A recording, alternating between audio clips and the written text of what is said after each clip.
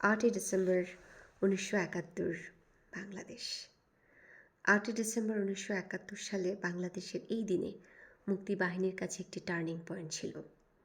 তারা 10টিরও বেশি অঞ্চল এবং সদর মুক্ত করে মুক্তিবাহিনীর নিয়ন্ত্রণে নিয়ে ফেলেছিল।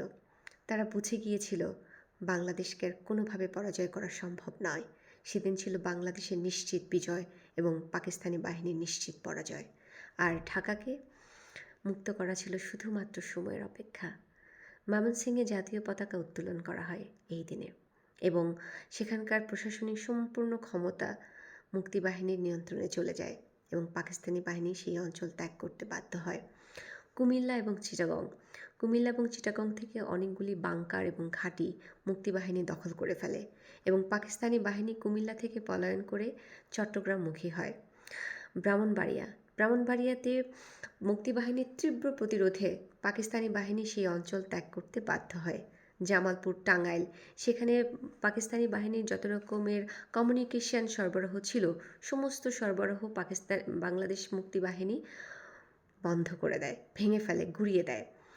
আন্তর্জাতিকভাবে প্রচণ্ড পরিমাণে চাপ থাকা সত্ত্বেও মুক্তিবাহিনী সামনের দিকে অগ্রসর হয়। যুক্তরাষ্ট্রের এখানে কোনো বোধক না থাকা সত্ত্বেও বাংলাদেশের মুক্তিবাহিনী পিছপা হয়নি। তারা সমস্ত উপেক্ষা করে তারা সামনের দিকে এগিয়ে গিয়েছে এবং বাংলার বিজয়কে কেড়ে এনেছে। আমি যেই ঘটনাটা বললাম এটা বই থেকে জানা, দাদি নানিদের কাছ থেকে কিছু গল্প শুনেছি, সেখান থেকে জানা। আমি তো অনেক কিছু জানি না, অনেক কিছু বুঝিও না, অনেক বুদ্ধিমানও না।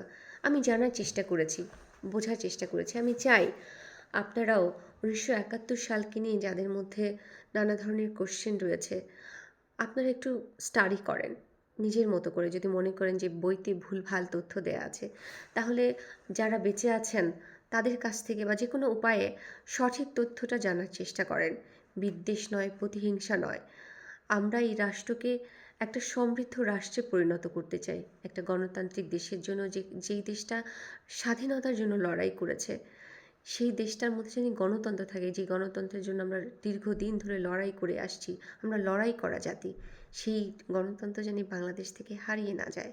আমি চাই এই বিজয় মাসে সবাই 1971 সালকে জানুক, বুঝুক, পড়ুক। ইতিহাস জানেন আপনারা, ইতিহাস জেনে তারপরে আপনারা যাই বলবেন, যাই করবেন, যে ডিসিশনে নেবেন, আমার মনে হয় সেটা ভালো হবে। কিন্তু না জেনে কোনো কিছু করা, সেটা আল্লাহ তাআলাও পছন্দ করেন না। বাংলাদেশটাকে আপনারা দেখে রাখবেন, বাংলাদেশের মানুষ যাতে ভালো থাকে, গণতন্ত্র যেন